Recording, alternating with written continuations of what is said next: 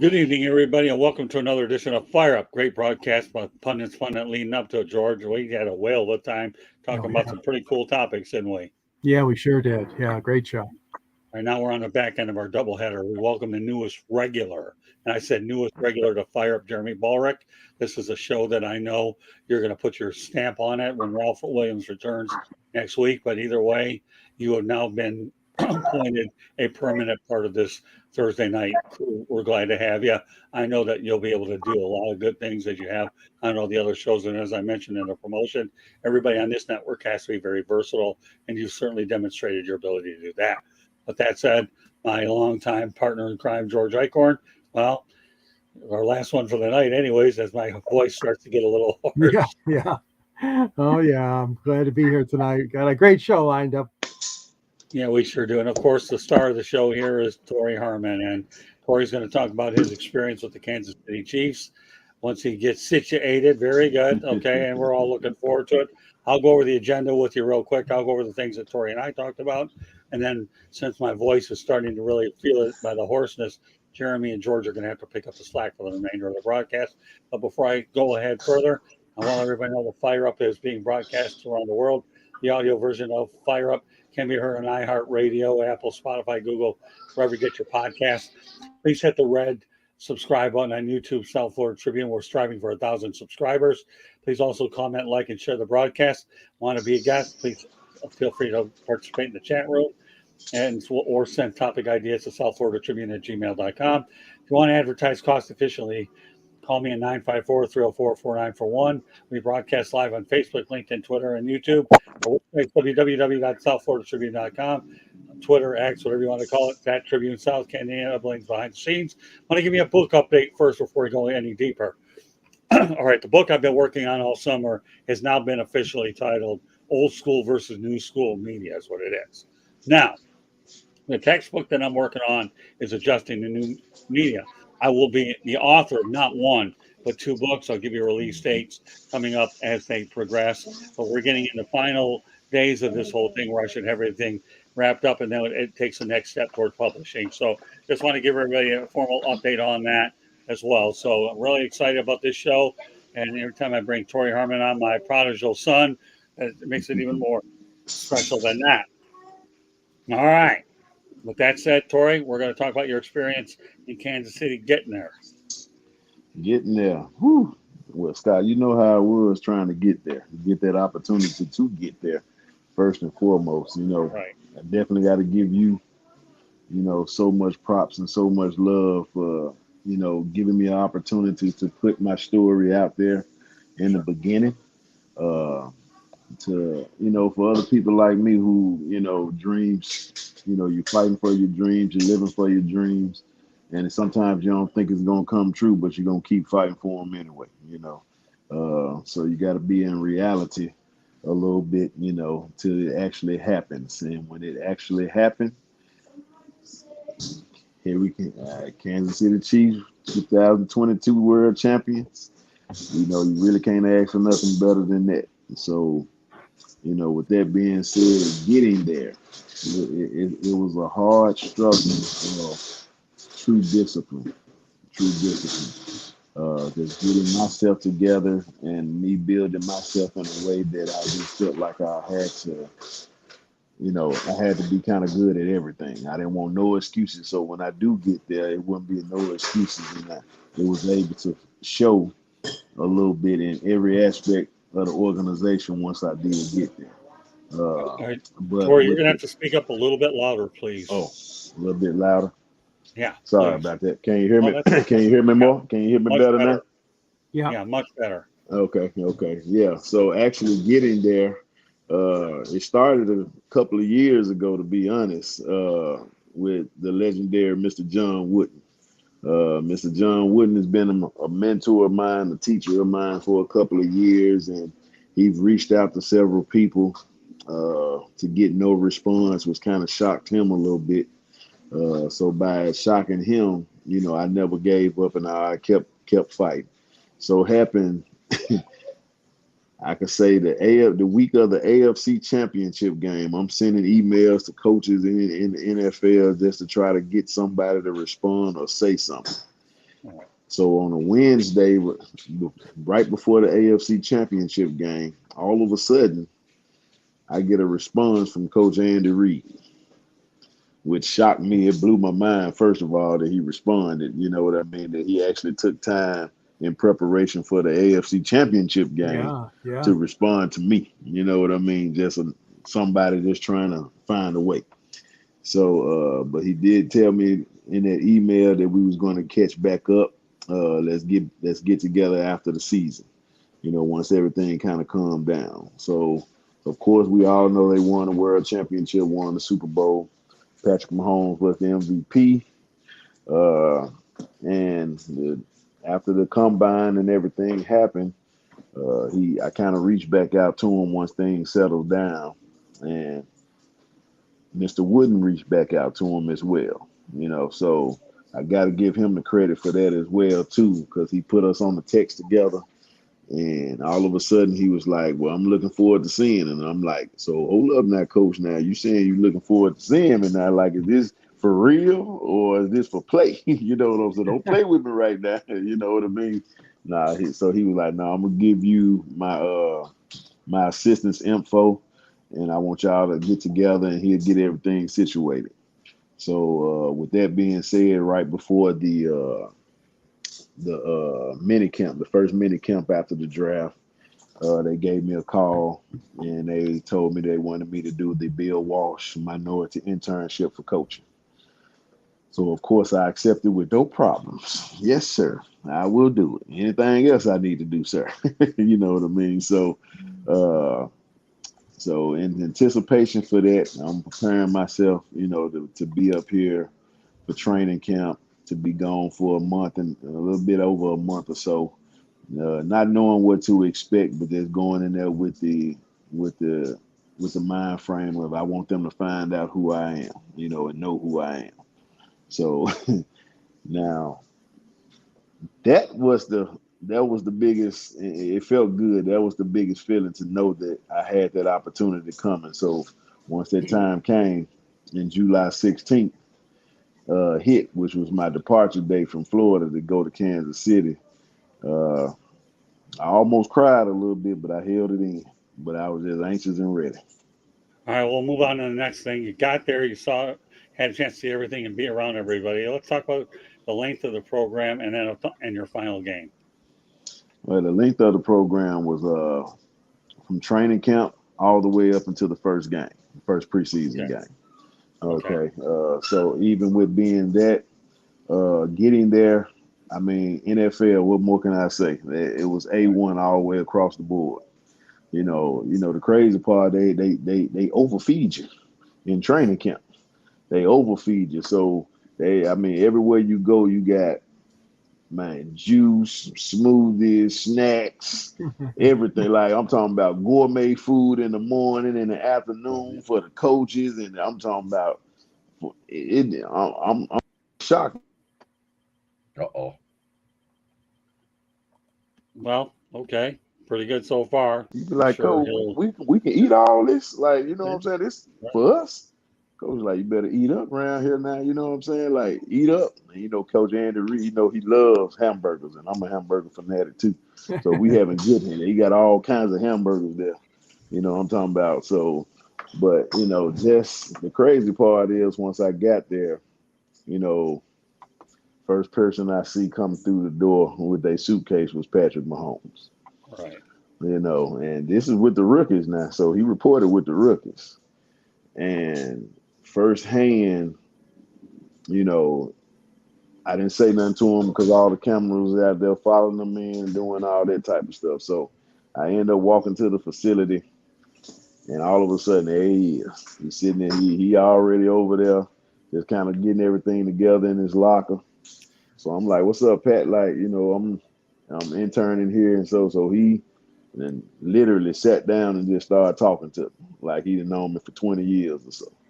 So I'm like, I'm just sitting here like, you know who you are? I'm sitting here just talking to you like I've known you for a while, and he carrying the whole conversation. You know what I mean? Very humble guy, and to come to find out, I really kind of see why he's number one in the world. you know, with the Kansas City Chiefs as well. The Coach Reed, the organization, the coaching staff, the support team, everybody that's a part of it is A plus plus.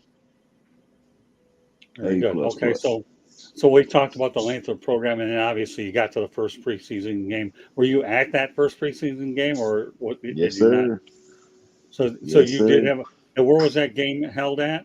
New Orleans. Okay, so you got to be in the New Orleans Superdome. Okay, Yes, sir. as a part of it. I've had some incredible memories there for sure, seeing a lot of football games. So onwards we go. We talked about the point of coaching and starting to be able to coach them, and you indicated Patrick Mahomes and Travis Kelce. So, it seems like to me, everything I've read, that Patrick Mahomes is a very humble individual, and Travis Kelce. Tell me a little bit about both of those two guys.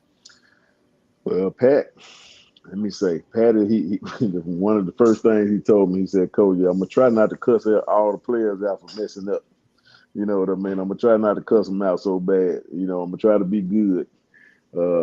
So I was like, no, let them have it now. They need it, let them have it. You know what I'm saying? Don't take your leadership off hat, because I want to hear it. I want to hear who you are, Right. like literally. But the crazy part is, I'm gonna tell y'all this: when Coach Reed is doing the install with this big book right here full of plays, all right, when he's doing the install, Coach Reed is up going through the plays. He don't just sit down and, all right, I'm just saying this is what's going on. He's up describing, going through it. And as he like to say, that son of a buck, because we know he don't cuss, you know what I mean? But he was like, yeah, that Right. son of a buck and Fast and Furious, I need you to scream, choop. He just going through each route like it's nothing. So he's asking Pat certain questions about certain plays and when would he run them. And I'm gonna ask you a question, Scott, and Yeah. as quick as you can answer, Okay. that's how quick he answers. So I'm gonna ask Okay. you a question, Oh, and I want you to good. answer this question. All right. What's your first name? Scott. That's how quickly he answers those questions. Well, now I've been called a lot of other things, but to answer your question, your Motor City Madmouth, Scoop, depending on what networking group you go to. I want you to flash that book up again. I want to see it again. They let you keep it. Thank God. And that's Did how I he? know I'm gonna end up going back. What's that? That's how I know I'm gonna end up going back for good. Yeah, they don't release that stuff too much, which is good. We'll get Exactly. into that. All right, so And let's with go on and talk about what it was Travis, like working with Andy Reid. hold on, I got to say this first. First of all, when I first got there, we had the first coaches meeting that Monday morning at the facility, and I was the first person he greeted. Like, he walked in the building, like walked in the meeting room, and I'm standing there talking to one of the other coaches, and he like, "Hey, Torri, you talking to me?" Like, I want to hug you, like, you know what I'm saying? So I want to hug you. So, end up shaking his hand, hugging him and stuff like that. And Wow. he ended up bringing all the interns up to kind of talk, introduce themselves to the coaching staff and stuff like that. Right. And I was first, so he was like, "Don't start us off and let us know who you are and where you're coming from and so forth, so on." So of course everybody went down through that. And when I was able to once we got into camp, I was able to talk to him one night in the hallway. He was walking down the hallway, Right. and I said, "I'm gonna try to talk to you without getting emotional or whatever, because I know I'm like, all I saw was his aura. Like, I'm like, this is really Coach Andy Reid right here. This man is legendary right here." So we end up talking for a minute. And of course, I couldn't hold my emotions. I bust out the crying. So he started shaking my hand and patting me on my shoulder and my back. He like, "You good? Like, I'm happy you're here. I just want you to get this experience. Let you see what we can do, and let us see what we can do with you." You know what I Oh, mean? that's very And impressive. that felt good. So when I say he's A1, he knows every single thing. He pays attention to detail. The crazy part is, even when I had my hat on at practice, I had it flipped up like this at practice. Yeah. And he looked at me, he said, put the hat down. I said, oh, my bad. Yeah, I'm sorry. Sir. Yeah, So when I say he pays attention, he actually pays attention to every single little thing, and he know everything that's going on around him, and who he has around him as well. So it felt good to know that I was one of the ones he was letting to be around him. You know what I'm saying, and learn from. And he Has he asked me, ever done? So did has he he what? ever gone out there and given you advice about what Kansas City barbecues to go there? Because I was at Kansas City, I enjoyed the barbecue out there. Oh my goodness. He several hamburger places, and the crazy part is they had a couple of caterers from different barbecue spots throughout camp.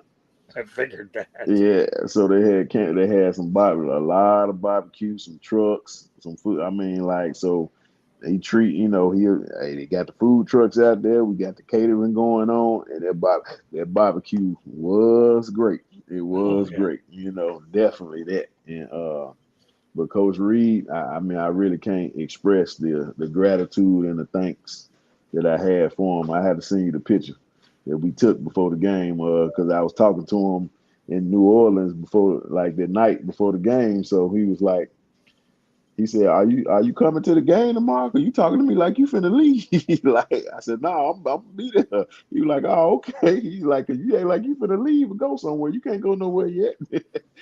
So, man, he took care of everybody. He made sure everybody felt the part. He asked our opinions in a lot of things, uh, just so we can definitely feel a part of being a part of the organization and training camp. All right, getting a little bit of chat room activity. You know how much I enjoy that. All right, Blake, thanks for being back. What's going on, Blake? We got Torri Harmon and you, because you're a part of the broadcast. I'm glad to see you again, Blake. We're going to get increasingly busy over the next couple weeks. As of late, I haven't been able to do as many broadcasts because I've been working on a couple books. For those of you just joining us, I am working on my first regular book called Old School Media versus New School Media, and I'm putting the finishing touches, and it goes to editing as well as other stages, and we have a lot of great pictures in that. The second book that I am writing right now, or should actually pretty much be complete because they go hand in hand, is Adjusting to New Media. So as everybody continues to go out there and come on these shows, I'll give you regular updates. And another one of my favorite, so Blake, I'm so glad that you're back on. It means a lot. And Joshua, you always have a special place in my heart. Joshua Dore, yeah, he's there. Of course, George Eichhorn and I know another Joshua Oh, Dore. I, Oh, we're I'll not getting never, into that, George. never forget that. Only because Tori's on a roll. Joshua says, amazing, good stuff.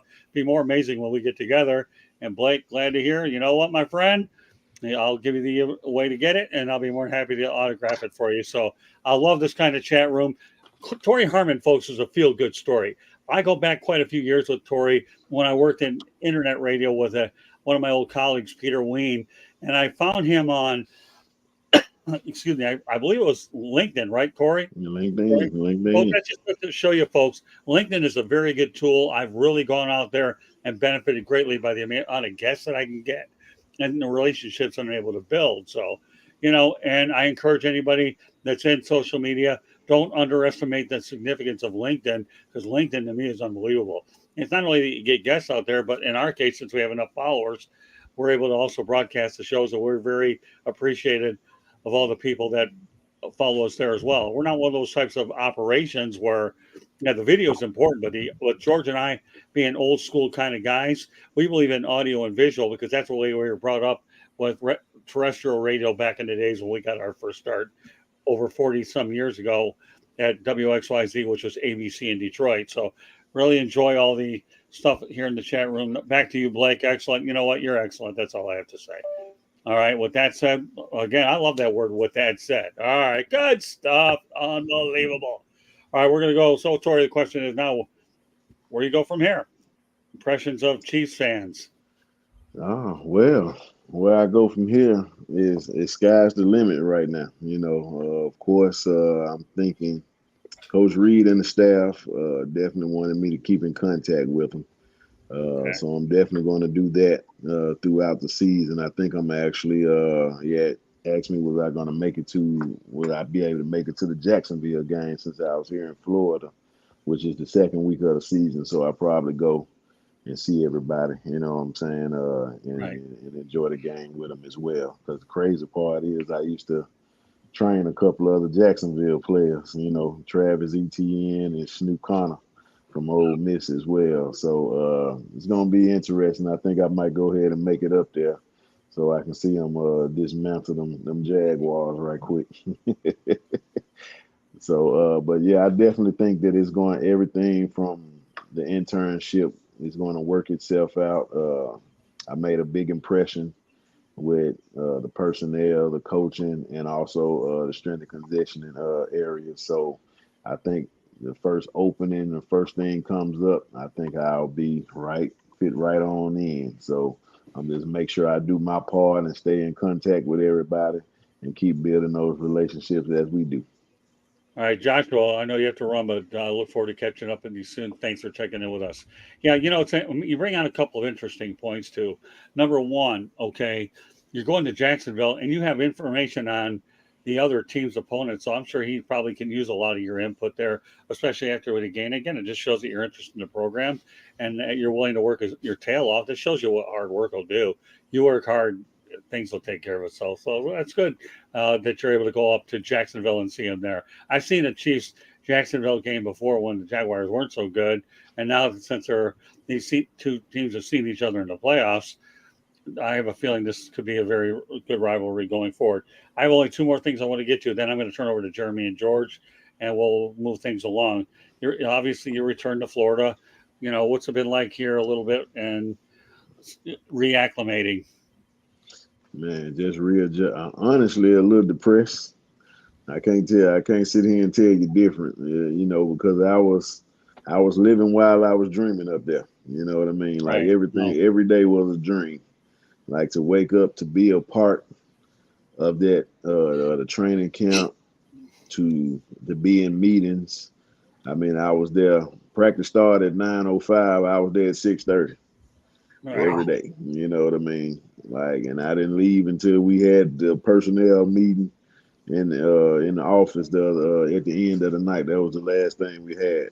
So uh, it was absolutely amazing being back here. Definitely, I had to give me another pick me up. Because it's like, man, you gave me an appetizer. Now I'm ready for the whole buffet. You know what I mean? I'm ready to stay in Kansas City and be a part.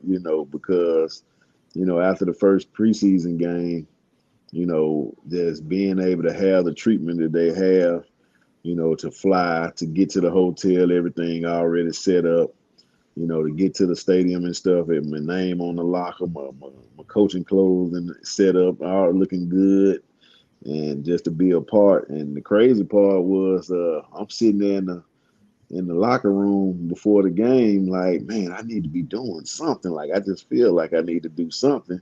And then all of a sudden, Coach Matt Nagy, the offensive coordinator, he came, he walked by me, he gave me a play call sheet. And he said, well, I need you to get my 7-on-7 together. I need you to get my team stuff together. I need you to get all that stuff together. You've been doing it since in training camp, so why stop now? So they let me know that he noticed me doing that in training camp. Like literally the first day of training camp, he was asked, at practice, he asked the coaches, he was like, coaches, help me out with personnel, calling out personnel and stuff. And from that day forward, he never had to call out no more personnel because I was calling everything on the thing. So he was like, so it made me feel good that he noticed it and caught on to it. And I know something good gonna come out of it. So I'm just, when that time comes, I'll be ready. So it sounds like to me, if I understand correctly, and I'll go one more thing, and I'm turning it over to Jeremy for next in order. Okay. Mm-hmm. So returning to Florida was like a bit of a come down, but you knew that wouldn't be as bad because it sounds like you've instilled an impression on the Chiefs where they're going to bring it back. It's just a matter of when they're able to do it. Is that correct? That is correct. Okay, very good. My last thing I'm going to ask you about Kansas City predictions from an insider's perspective. What should fans be aware of? Patrick Mahomes on another mission. Okay. He's on another mission. When I say he's on another mission, and just to be able to see firsthand, because I sat down with him and asked him, I said, how does it feel to be the number one player in the world voted by your peers. Right. He said, Coach, you know how fast he talk. He talk real fast, but he said, Coach, that it actually feels good, but I want to do it again. He's like, I kind of put it behind me once we got them rings. So he's like, I want to prove myself again. So it's like every year he has a determination and a chip on his shoulder to prove himself again. So with that being said, first of all, and to answer this question about this prediction, I think they're gonna win it again, if not close. All right. Yeah, So one thing that entered my mind: how did it feel to be addressed coach by Patrick Mahomes?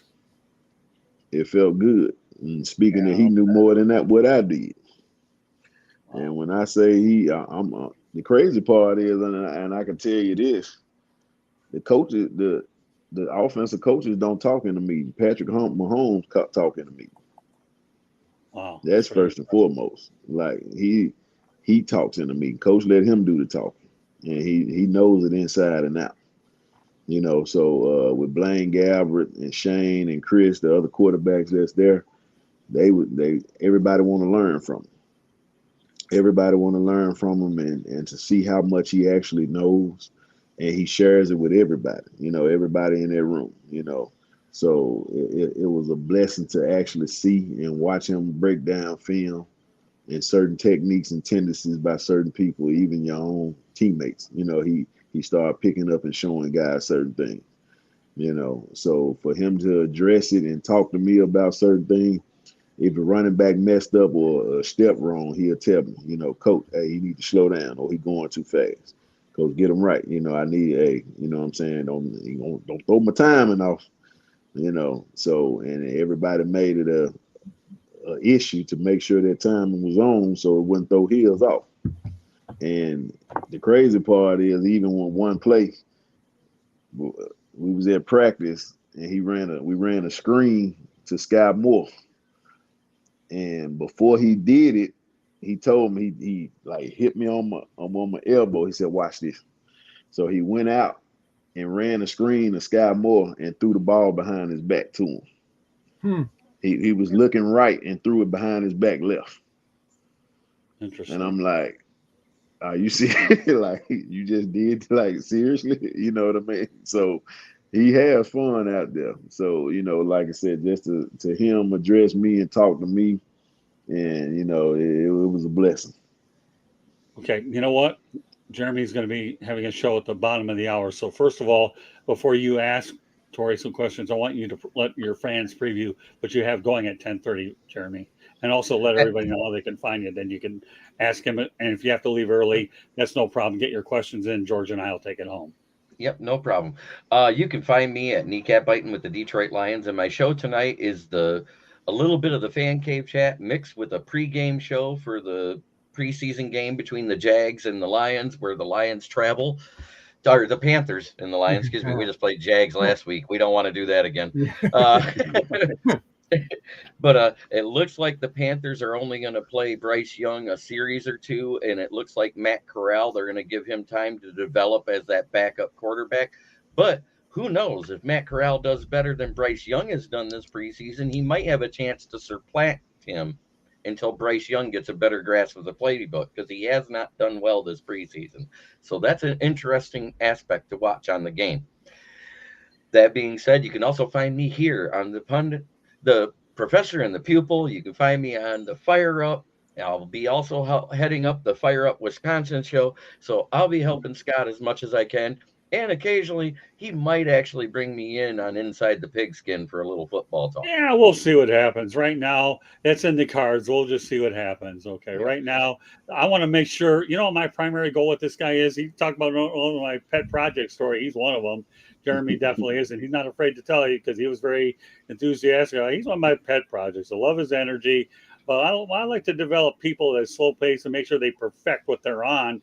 And when they perfect what they're on, then I got news for you. There's always opportunity, but I'm a realist, so I want to make sure that he's really, really good on Fire Up and Professional People, because those are shows that really right now are going to be we're going to be working on it. And the Fire Up Wisconsin show is a really important show because obviously the Packers are involved. So yeah, Jeremy, nobody's ever forgotten about You you had on to Inside mention that Michigan, name. but you have a larger role, okay, on those other shows. You understand the 2 and the 3, and I know that you're very conscious of that, aren't you, Jeremy?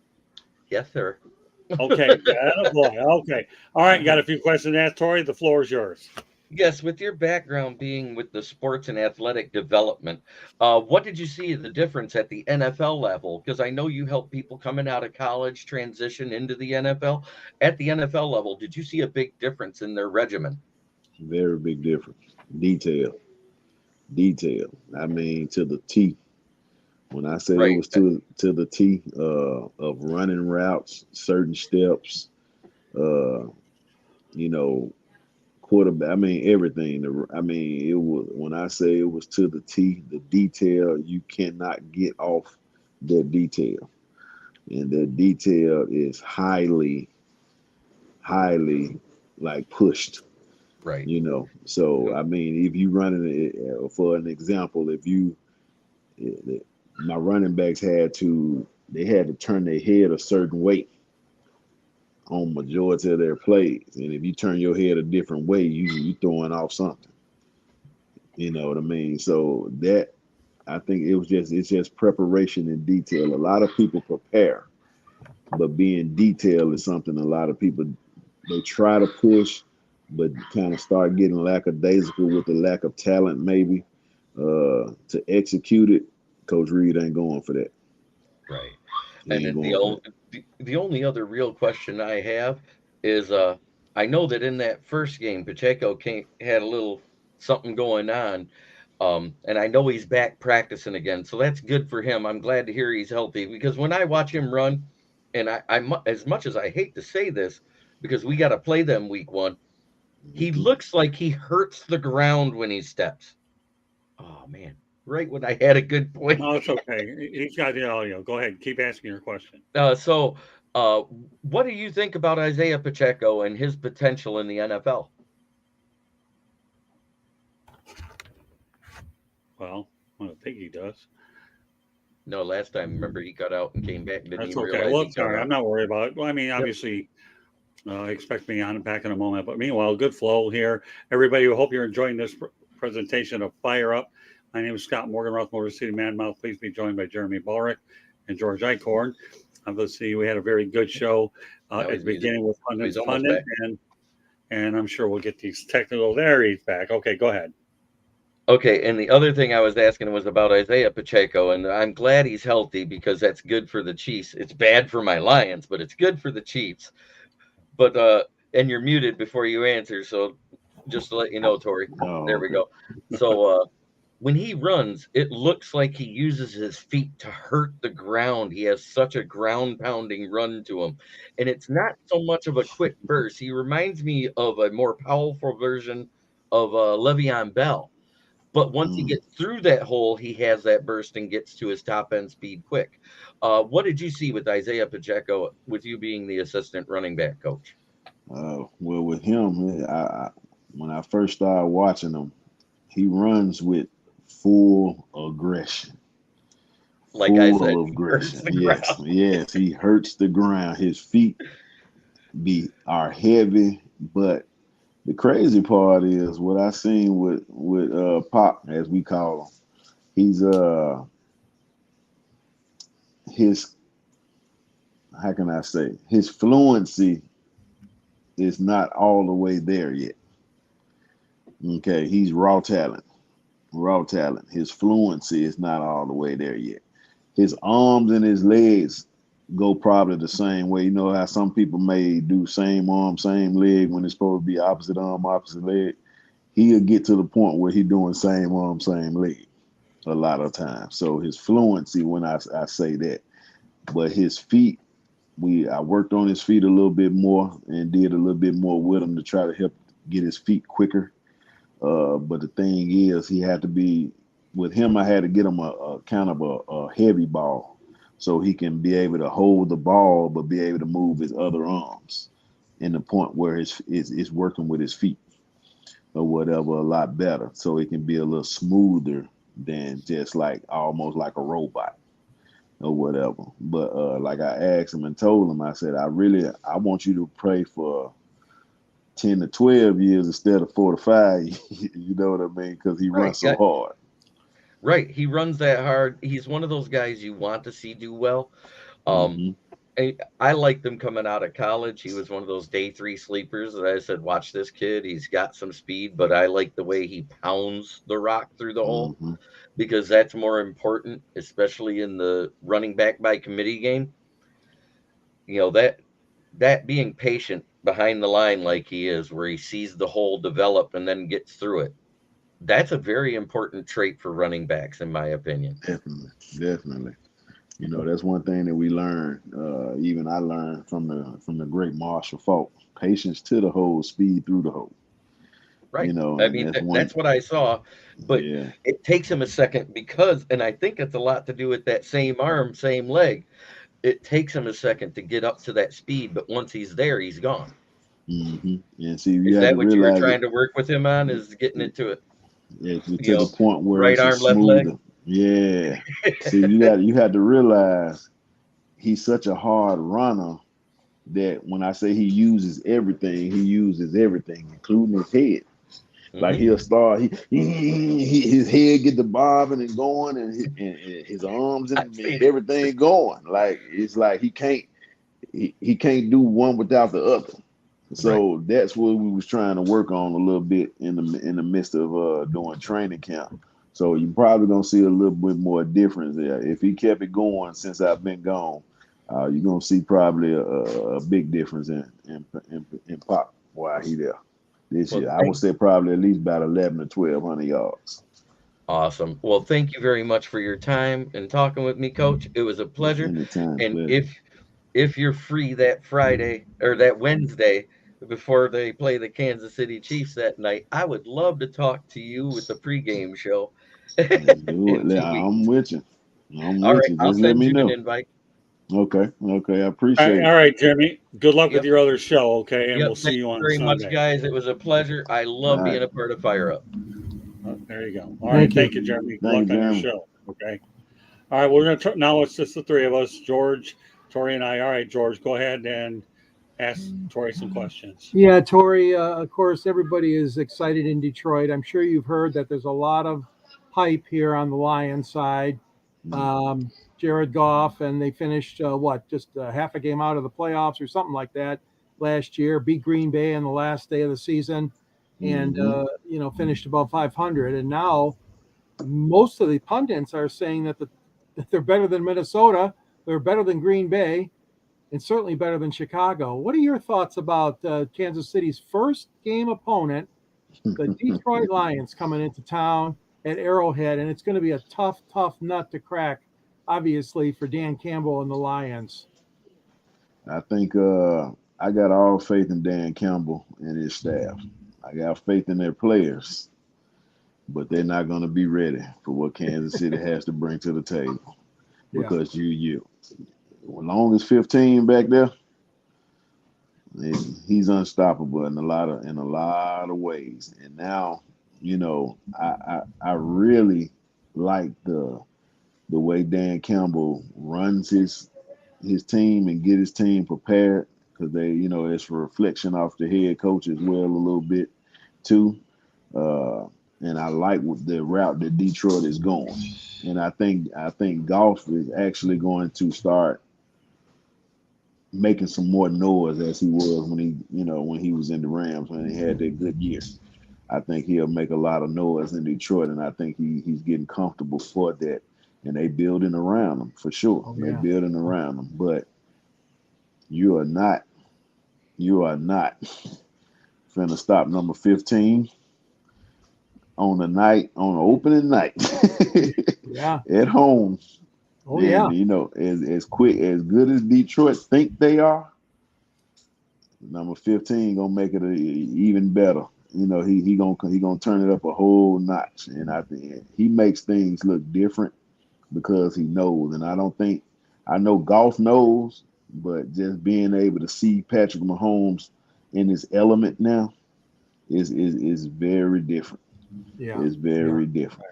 It is. And another question I had, and this is a little bit different kind of question, but over the years, and Scott knows this, there's been, I call it like a little simmering rivalry between Kansas City and Detroit.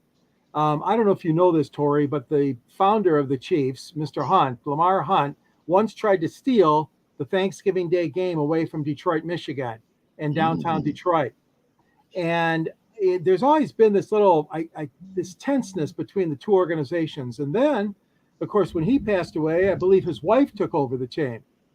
And Detroit was a similar situation when Mr. William Clay Ford died. Of course, Martha Firestone Ford took over, and now she stepped aside. She's in her 90s, and she gave it over to Sheila, her daughter. So, but all that being said, did you have a chance to meet any of the Hunt family? I mean, I know the granddaughter's been in the news a lot, and the family's still very much the football family that founded that franchise back in the old AFL days. Do you ever see any of the family members or that when they were at practice or anything? I met them. Oh, you did? Good. I met them. Awesome. Like they came and spoke to the team. Well, I'm gonna say the son did. I think it was the son. But he spoke with the team. He stayed around and talked to everybody. He met with us when we was there as well. And I shook his hand, talked for a minute, talked football. And I mean, he was so receptive. And the crazy part is the Chiefs organization is not a very big organization. Like, they don't have a whole lot of workers, but they do have quality workers, if that makes sense. So they have, they don't, like my best friend told me that, he works with Washington, and he said they got over 3,000 employees in Washington for the Commanders. Yeah. And I know Kansas City don't have nowhere near that. Probably 100 and something, if that, maybe, you know what I mean? Really? So, yeah, but they have, they everybody, you could tell why they're such a prestige organization, why they always been, on a A++. Absolutely, you know what I mean? And I was able to see firsthand because he was very receptive. He wasn't acting too big to talk to anybody or to be around. He wanted to talk and chit chat with everybody. And he stayed around. He talked in the players' meeting. He came over to the dorms afterwards and sat down with everybody and just relaxing, talking. And then, how coaches sit there and tell all their little stories and stuff like that. So that was the funniest thing ever, because I sat and listened to all of them. I wasn't going nowhere, so, but it was actually, so it was humbling to see that, you know what I mean, that you was the owner and the president of this team, this organization, and you were able to sit and just enjoy talking to everybody. That's good to know. Thank you for sharing that, Torri. I'm going to turn it back over to Scott. Okay, thank you. All right, so Torri, yeah, I guess it is pretty interesting. My heart obviously has been with the Detroit Lions. I've certainly grown up in that organization. And yet this year they had the opportunity to face the Chiefs, coming off a very hot conclusion. And a lot of people are counting on them possibly to reach the playoffs. So with that said, okay, how do you feel that the Kansas City Chiefs are feeling about their opening day opponent? Are they really, really taking them seriously? And, how hard do you prepare for a team that could be on the threshold of perhaps reaching the postseason? I don't think Andy Reid would not take anybody seriously, but adding the Lions with their offensive dimensions, and they're no longer a team that sneaks up on you, even though they haven't gotten to the playoffs. They're a team that people are going to have to pay attention to. So what's the approach over in the Harry S. Truman Sports Complex? The crazy part is they've been prepped for Detroit. They've been prepped for Detroit, and they're continuously prepping through preseason for Detroit. So Coach Reid don't care who it is. His thing is preparation. And when I say they're taking them very serious, they're taking them very serious. Very. Yeah, and just to see how like you have to realize, like even during camp, uh, coach would have some of Detroit stuff. We running some of Detroit stuff on from Spags' defense. He'll hey, run some of this for me, run some of this. So even in the midst of preseason games, they're still preparing for Detroit. And so I think with that, coach definitely is looking forward to this, because he knows that they had a target on their back. And everything is gonna come in there hungry. It's like their Super Bowl. They're gonna come out in there ready to dismantle the Kansas City Chiefs, literally. You know what I mean? So, I pray that all is healthy on both sides. But even Detroit's preparation, and I know y'all Detroit fans, and so forth, No, so I'm not a on. fan. Torri, my son, I'm not a fan of nobody. I'm in the media.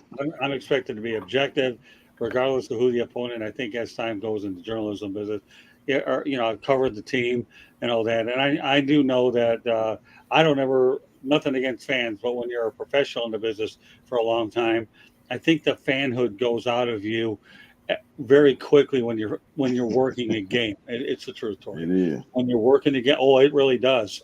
I mean, how many times, George, have we been taught back no jury in the press box and all that Yeah. business? Yeah. Or we'll show you the DOOR.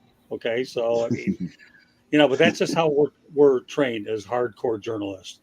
So Mhm. yeah, I believe that. Who was a scout quarterback though for the Chiefs? Preparing for the Lions. Shane, number 12. Shane, because he's short, but he can throw and he can run. Oh, okay. He can throw and he can run a little bit, but Okay, he's just a shorter version of Jared Goff. Oh, okay, He's a very shorter good. yeah. version of Jared Goff. But Yeah. don't get it twisted. 15 was in there.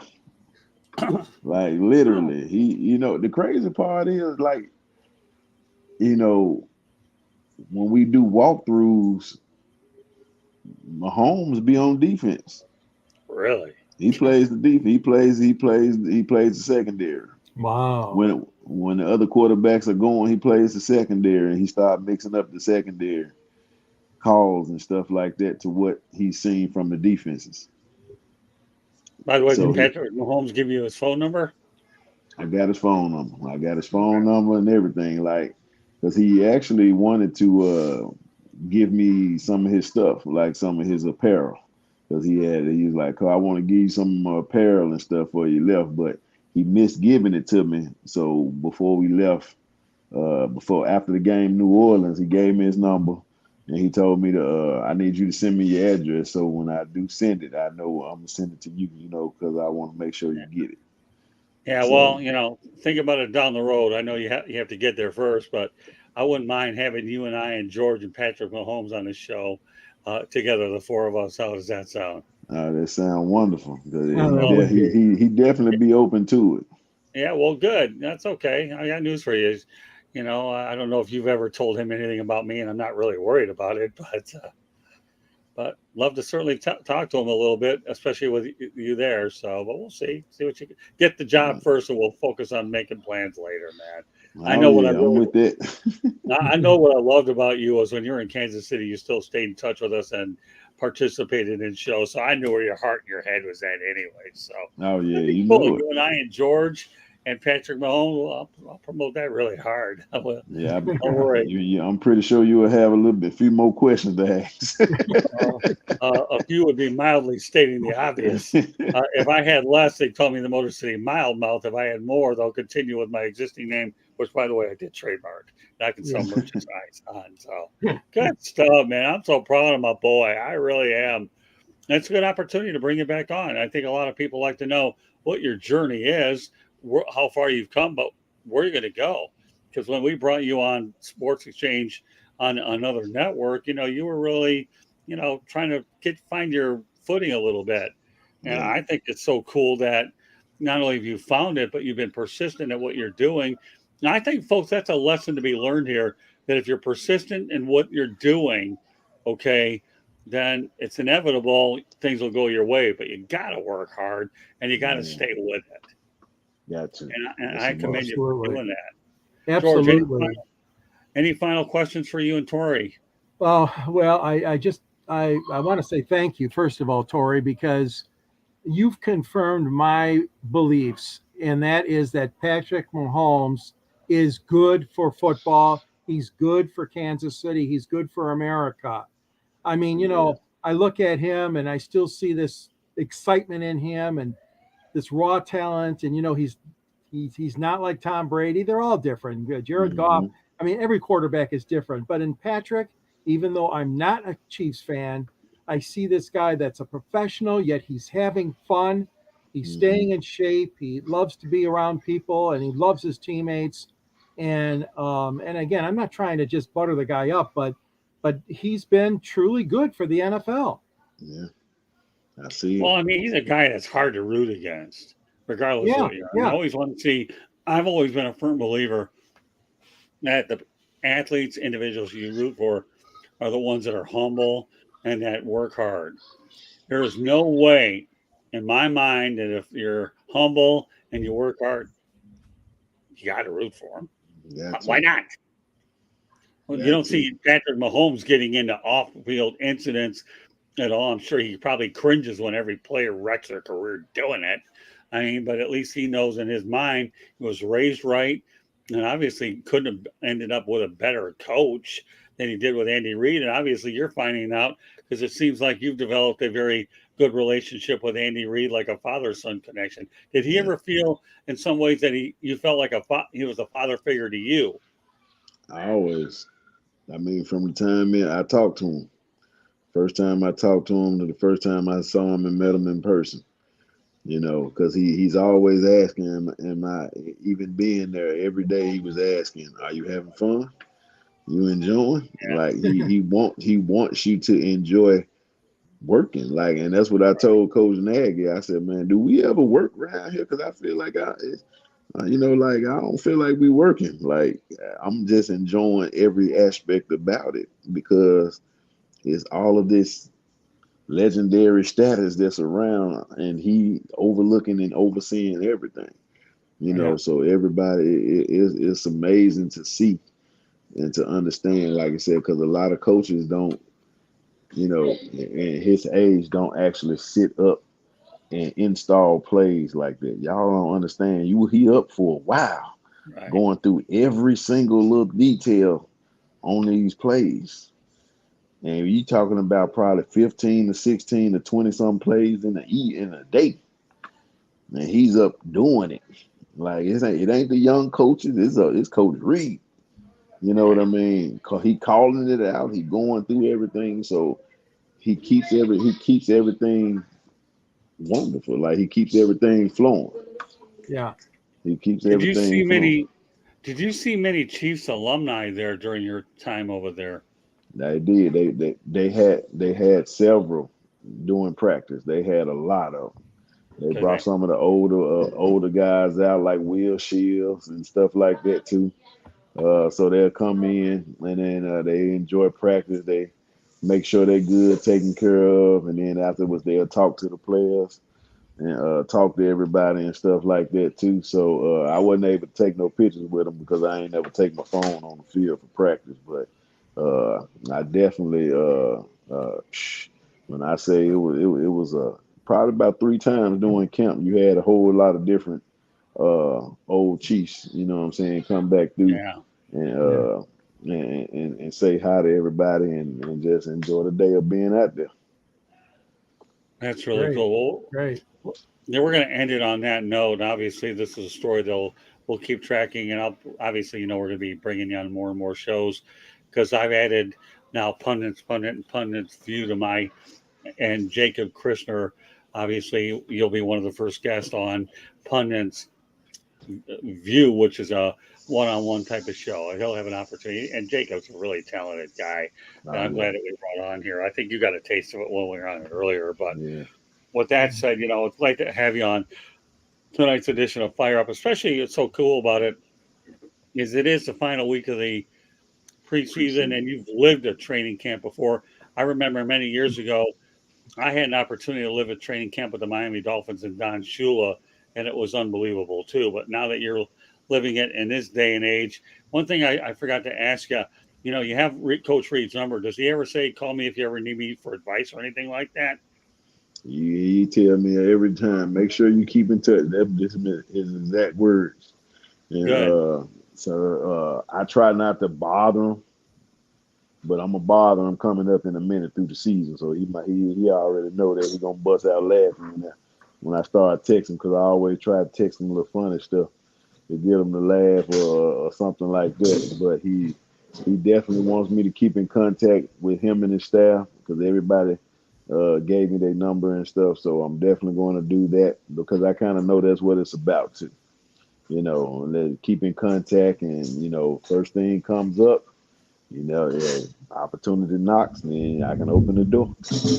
Well, what I'm going to do, just so you know, is I'm going to text you this version of the show, and then you can, if you want to forward it to him, tell him that we're really impressed with what he's doing, and we're very thankful that he's giving you an opportunity, and let him know, that I'll do everything in my power to promote anything I can. But you let him know, and I don't care whether he comes on the show or not. Although I'd like to get it. Don't get me wrong. This isn't about me and any self gain. Just let them know that I'm here to help you any way I can, and one of these days it would be nice to catch up with them when the situation presents. So I'm not looking for anything out of it, except you have a permanent opportunity to work there and gain. And if our platform helped you get there a little, then that's icing on the cake. So I'll text you the show, and then feel free to forward to them and Mahomes, and we'll let the rest play itself out. So. All right, we're definitely gonna do it. I'm gonna put it out there. Well, I know you will. I know about that. Hey, listen, Torri, I loved you from the beginning when we were doing it, and the fact that we've been so loyal to each other all this Yeah. time just makes you just an unbelievable son of mine, and that's how I really value what you mean to me. And George has had an opportunity to finally get to know you on a more first-hand Yeah. basis. Let's go back to a little comment before we wrap it up. Mahomes drops back to pat. I'm like, oh, well, okay, that's one of Jeremy's guys. Oh, well, wishful thinking. I guess we'll see what happens with the opener. But James, Fergus, thanks for putting it out there anyways. You beat it under the deadline. So with that said, okay, Torri, any way you want to let everybody know how to get a hold of you? All I have is an Instagram, TDH Harmon. TD Harmon 28 on Instagram, and Torri Harmon on Facebook. Okay, and obviously there's two authors on there. The one that I see is underneath me. George, let Torri know about your book. Yeah, I wrote a book on Detroit sports broadcasting, and Scott and I grew up in this town together for many years ago, and now I got a book called Detroit Sports Broadcasters on the Air. And there's a link to any of our viewers that want to buy the book. There's a link at the end of my column when I write for the South Florida Tribune under the Motor City Tribune banner. And you can reach me also at gicorn@yahoo.com, and on Twitter, or some people call it X now, and that is SandGSports99. And also you can reach me at in LinkedIn as well under my name, George Eichhorn. So good to be part of it. I'm part of a number of shows that Scott has on the network here, Torri, the baseball show 108 Stitches and the Pigskin show, and it's just been a lot of fun doing these podcasts. He's great to have you on tonight. And Torri, a little food for thought. George Eichhorn and I have been working together 43 and a half years. Okay. Y'all older than me. It's about as long as I've been living. Yeah, I've heard that a lot of different times from a lot of different people. Let me tell you. That's a lot of knowledge right there. And well, look at this, George. I got to put this up before we close out. He says, "You know what, George? I'll buy it for Ernie Harwell material alone. Ernie was part of my life." Very good, James. We appreciate that. James. Look at that. Don't worry. We'll get your copy. You can reach George Eichhorn, James Burgess with South Florida Tribune at gmail.com, and I'll forward it to him. So, all right, a little company information I want to attend to very quickly, and then we'll call it a night, just so you know that Fire Up is being broadcast around the world.